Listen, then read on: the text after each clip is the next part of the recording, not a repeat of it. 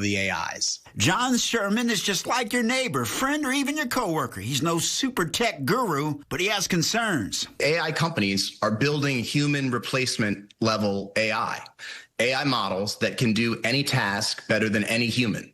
Sherman has even bigger worries. My real concern is extinction, human extinction from artificial intelligence, a world where there are no humans on the earth. 99% of all AI is safe. If you can use it as a consumer, it's safe. But it is the 1%, the frontier work, is what they call it, the edge, the leading edge, where they're taking the smartest model and making it even smarter. That is where the danger comes in. John is the founder of the nonprofit Guardrail Now, and he's also the president of the AI Risk Network podcast with more than 250,000 viewers. His goal is to get people to think beyond the present and push for regulation. Currently, there is zero regulation on AI. We're the dog, and it's the human, and we're trying to understand what it's doing. That's the gap in intelligence. We would build this alien species that works at a level so far beyond us, we couldn't even comprehend it. Sherman says AI regulation has been a talker on Capitol Hill, but not a priority, and lawmakers need to take action. Mitigating the extinction risk of artificial intelligence should be a global priority alongside pandemic and nuclear war.